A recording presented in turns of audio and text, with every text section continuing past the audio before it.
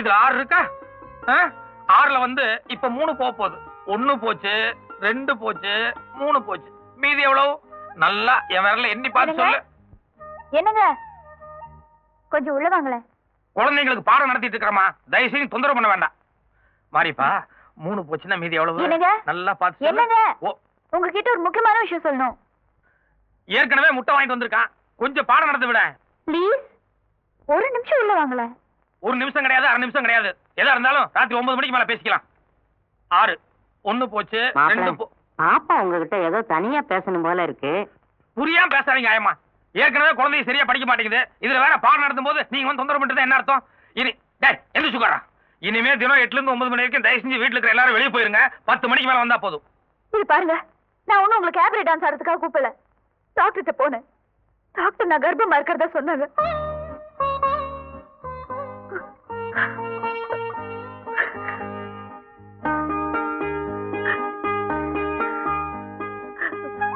என்ன மன்னிச்சிரு ஆர்த்தி.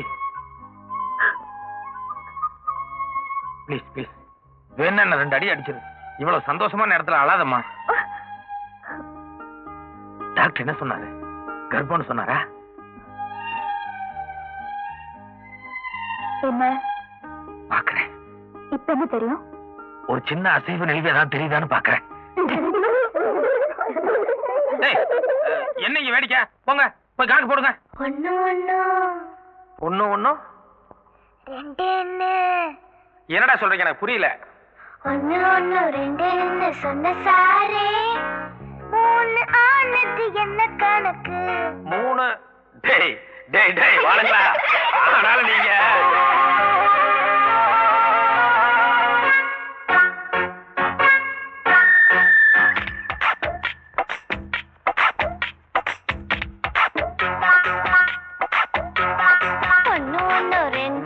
சொன்ன சாரே 3 ஆனது என்ன கணக்கு?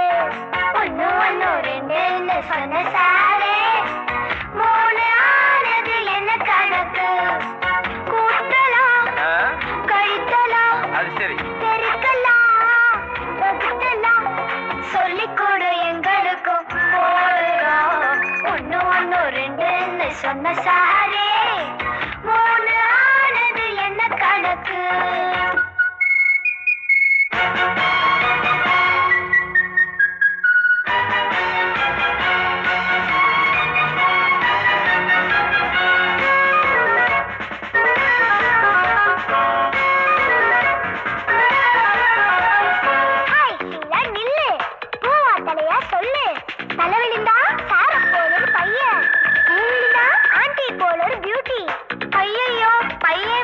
பொண்ணே போதும், ஏன்னாக்கா வாத்தியார் பிள்ளை ஊரை பொறுத்த வரைக்கும் சார் ரொம்ப அப்பாவி. உள்ள நுழைஞ்சு பார்த்தா சார் தன்னை தரின பள்ளியில் யாரும் சொல்லிக் கொடுக்கவில்லை.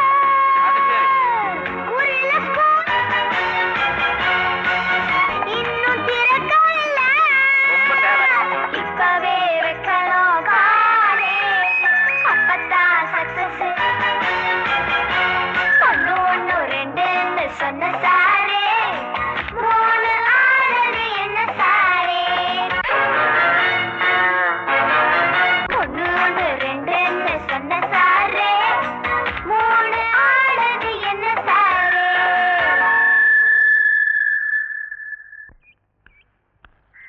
அப்பப்ப 1 2 3ன்னு விரல் காமிச்சிட்டே இருப்பீங்களே, மொத்தம் எவ்வளவு பாக்கி ஞாபகம் இருக்கா? கிடைக்குங்கிற நம்பிக்கையே போயிடுச்சு, அதனால எல்லாம் மறந்து போச்சு. காது கேட்கறதுக்கு மிஷின். உங்ககிட்ட காசு கொடுத்தா சீட்டாடி விட்டுருவீங்கன்னு சொல்லி 6 மாசமா உங்களோட சம்பள பணத்தை புடிச்சு வச்சு அதுல வாங்கினது. மீதி காசு உங்க சம்சாரத்திட்ட கொடுத்துட்டேன். என்ன நான் சொல்றதெல்லாம் கேக்குதா? ஏங்க, அதான் உங்க மொத்த பாக்கி தீர்த்துட்டனல்ல, அப்புறம் இது என்ன கணக்கு? 5 பசங்களை பெற்றிருக்கேன், 10 வருஷமா செவிலா இருக்கேன். இதுவரைக்கும் ஒரு புண்ணிய அக்கறை எடுத்துக்கலீங்க. உண்மையிலேயே ஆசிரியரே, நீங்க தான் ஆசிரியரே, நீங்க தான். பரவாயில்ல, போய் வேலையை பாருங்க.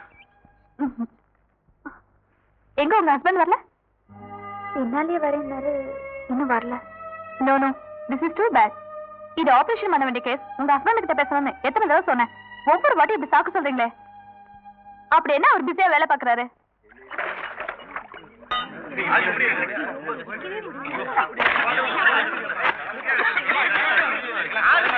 எங்க சூரியன் சார், இது கார்பரேஷன் சிட்டி. கம்ப்ளைண்ட் பண்ணா வந்து கிளைம் பண்ணிட்டு போறாங்க. உங்களுக்கு ஏன் இந்த வேலை? 15 நாளா எவ்வளவு பெட்டிஷன் போடணுமோ போட்டாச்சு.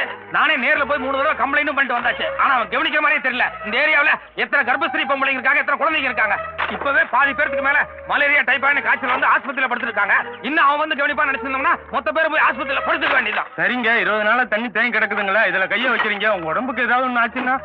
ஒவ்வொருத்தரும் இதே மாதிரி நினைச்சிருந்தோம்னா அப்புறம் பூனை யாரு மணி கட்டுறதுன்னு வேண்டாம்.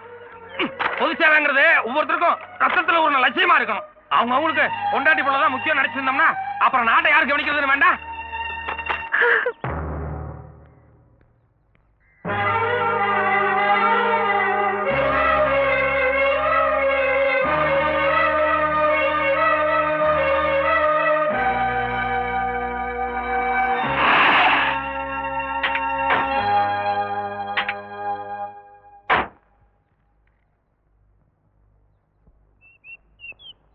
என்ன யோசனை பண்ணிட்டு இருக்க? உனக்கு என்ன காசு பணம் இல்லையா, கார் பங்களா இல்லையா? எல்லாத்தையும் உதறி தேட்டு இந்த புருஷன் தான் முக்கியம் வந்த. அந்த புருஷனுக்கு நீ முக்கியம் எல்லாம் போயிட்டிய. வேற ஒரு பொண்ணா இருந்தா என்னைக்கோ உதறி தேட்டு வந்திருப்பா. நீ காட்டி இவ்வளவு பொறுமையா இருந்த. புறப்படுமா?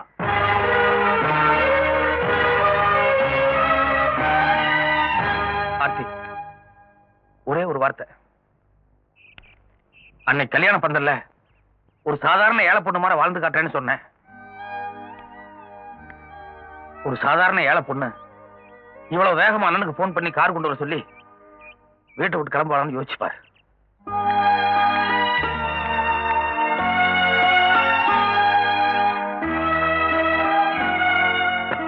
ரொம்ப நன்றி ஆர்த்தி.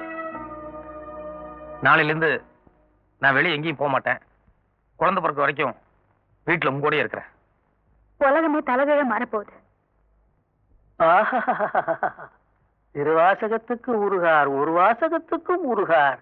வான் கலந்த மாணிக்க வாசக, நீ தேன் கலந்த வாசகத்தை நான் உண்ணும் போது ஊனுருகி உடல் உருகி உயிர் உருகி என்றாலும் உருகி சிவனே என நான் இருக்கும் போது நானும் கொஞ்ச நேரம் உருகிறேன். வேஷ்டியை கட்டிக்கிட்டு பொட்டாட்டம் உட்கார்ந்துருக்கத பார்த்தா வெளியில எங்கேயும் போக மாட்டார் போல இருக்கு. ஏன்பா ஞானம், இன்னைக்கு வேதாரண்யத்துல உப்பு சத்தியாகிரகம், வீட்டுக்கு ஒரு இளைஞர் தேவைன்னு பேப்பர்ல படிச்சனே, நீ போல? அட போப்பா, என் பேரன் வரான்னு ராஜாஜி கிட்ட எல்லாம் சொல்லியாச்சு. நீ அங்க போ, தேச பிரச்சனை. தாத்தா, தேசம்தான் முக்கியம். இருந்தாலும் தாய்க்குள்ள மூஞ்சி தூக்கிதே. பாரு ஞானம், நீ பிறக்கும் போதே நான் உன்னை இந்த நாட்டுக்கு அர்ப்பணம் பண்ணிட்டேன். நீ உனக்கே சொந்தம் இல்ல, இந்த தேசத்தின் சொத்து.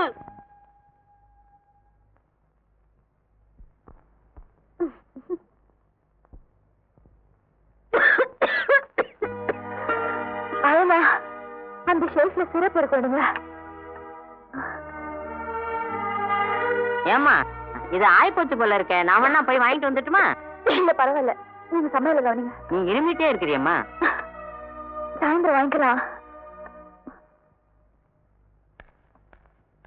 என்னங்க கொண்டாட்டி வைக்கிறது கெட்டு போட்டும், அதை பத்தி உங்களுக்கு கவலை இல்லை. ஆனா இந்த பைத்தியம் சொல்றது உங்களுக்கு வேத வாக்கு, அப்படிதானே? ஆர்த்தி, 3 நாளா இருமிட்டு இருக்க. அந்த சிறப்பு குடிச்சியே நின்னதா? நான் கடைக்கு போய் சுக்கு மிளகு திப்பிலி வாங்கிட்டு வந்து கொஞ்சம் கசாயம் வச்சு கொடுக்குறேன். 1 மணி நேரத்துல நிக்கதா இல்லையா பாரு. இத பாருங்க, புறப்படுதுன்னு முடிவு பண்ணிட்டீங்க. அப்புறம் எதுக்கு இந்த நொண்டி சாக்கலாம்? எப்படியாவது போய் சொல்லுங்க. It's all my fate. I can never come out of this hell. After all, I'm born to suffer. I made a choice. I deserve it. I deserve it. மாப்பிள, பாப்பா இங்கிலீஷ்ல என்ன சொல்லுதுன்னா, பொல்லாத நேரம் வந்தா புடலங்கா கூட பாம்பாயிரும்னு சொல்லுது. கிடையாது, நல்ல நேரம் வந்தா நல்ல பாம்போ கழுத்துக்கு மாலை ஆயிடும். ஜெயஹிந்த். இத பாரு, நான் நேரா கடைக்கு தான் போவேன். அங்கிருந்து நேரா வீட்டுக்கு தான் வருவேன். ஒரு முக்கிய அறிவிப்பு. இன்று காலை சென்னை ராயபுரம் பகுதியில் புதிதாக கட்டப்பட்டுள்ள அரசினர் நடுநிலை பள்ளி கட்டிடம் ஒன்று இடிந்து விழுந்ததில் 100க்கும் மேற்பட்ட குழந்தைகள், ஆசிரியைகள் மாண்டனர். இடிந்து விழுந்த இப்பள்ளி கட்டிடம் நிதியமைச்சரின் 10 அம்ச திட்டத்தின் கீழ் கட்டப்பட்டது என்பது குறிப்பிடத்தக்கது. தமிழ் தமிழ் தமிழ் எங்கோ பிறந்து எங்கோ வளர்ந்து எப்படியோ இருந்த நான் என்று இப்படி உங்கள் முன் உயர்ந்து நிற்கிறேன் என்றால் அதற்கு உங்கள் அன்பும் ஆதரவும் அரவணைப்புமே காரணம் காரணம் காரணம். நான் உங்களை நேசிக்கவில்லை, சுவாசிக்கிறேன் தமிழர்களே, சுவாசி. கொலகாரா, நீ எல்லாம் ஒரு மனுஷனா? கொஞ்சம் கூட ஈவிரக்கு இல்லாம பச்சை குழந்தைகளை கொண்டுட்டு உனக்கெல்லாம் என்னையா பிறந்த நாள் விழா வேண்டி கிடக்கு? அந்த ஆள் சுவாசிக்கிறேன் நேசிக்கிறேன்னு பேசுனதும் ஆனந்தமா கை தட்டினீங்களே, பள்ளி கட்டடம் இடிஞ்சு 500 குழந்தை செத்தது காரணமே இந்த ஆள் தான். ஆமா, இந்த ஏரியாவில் இருக்கிற எல்லா மளிகை கடையிலையும் விசாரிச்சுட்டேன். நம்ம ஆசிரியர் மட்டும் இல்ல, சுக்கு மிளகு திப்பிலி வாங்க இன்னைக்கு யாருமே வரலையா. அந்த ஆள் இனிமே திருந்தவே மாட்டார். என்னம்மா?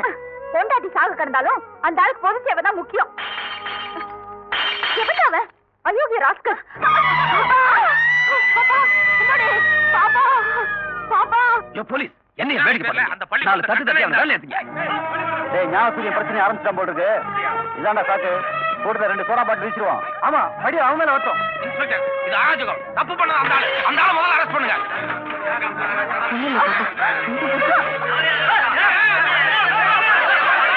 என்ன பண்றோம் கலாட்டா? அதை ஏன் கேக்குறீங்க? அந்த ஞானப்பட ஆசிரியர் ஞானசூரியன் இருக்காரு, வழக்கம் போல மறியல் போராட்டம் ஆரம்பிச்சிட்டாரு. அந்த பக்கம் ஒரே கலாட்டா, அப்படி போகாதீங்க. அவனுக்கு இதே வேலையா போச்சு.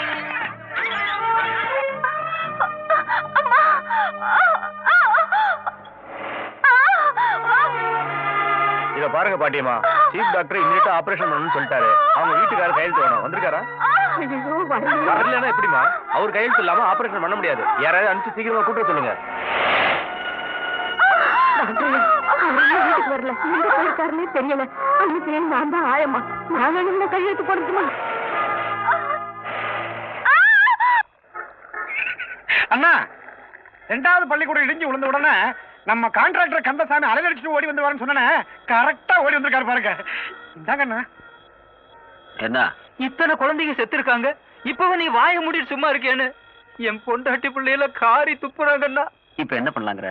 ஸ்கூல் கட்டடம் கட்டின முறையில தான் தப்பு நடந்திருக்குன்னு போலீஸா கண்டுபிடிக்கிறதுக்கு முன்னால நாமளே போய் சரண்டர் ஆயிட்டா தண்டனை குறையும். அது மட்டும் இல்லாம நாம கட்டின ஸ்கூல் எல்லாம் உடனடியா இழுத்து மூடிடுவாங்க. மேற்கொண்டு குழந்தைங்க சாகாமையும் தடுத்துடலாம். ஓஹோ, அப்ப உன் கூட சேர்ந்து அண்ணனும் சரண்டரா சொல்றியா? அண்ணா புறப்படுங்கண்ணா. ஐயோ, அப்படியே இல்லைங்க. என்ன இப்படி? அண்ணா, என் உயிரே போனாலும் நான் உங்களை காட்டி கொடுக்க மாட்டேன்னா. பள்ளிக்கூடம் இடிஞ்சதுக்கு முழுக்க முழுக்க நான் தான் காரணம்னு என் கைப்பட லெட்டர் எழுதி வச்சிருக்கேன்னா. இதை இப்பவே போலீஸ்ல கொடுத்து நான் சரணடைஞ்சிடறேன். என் பொண்டாட்டி பிள்ளைகளை மட்டும் நீங்க கொஞ்சம் பாத்துக்குங்கண்ணா. கந்தசாமி, முதல்ல அந்த லெட்டரை முடிச்சு பாக்கெட்ல வை. நீ போலீஸ்ல சரண்டர் ஆகிறதுக்கு முன்னாடி உன் குடும்பத்துக்கு என்னென்ன செய்யணுமோ அதை நான் இப்பவே செஞ்சு. என்னது இது? கீழே இப்பவே போலீஸ் ஜீப் வர மாதிரி சத்தம் கேக்குது. கந்தசாமி, கீழே எட்டி பார்.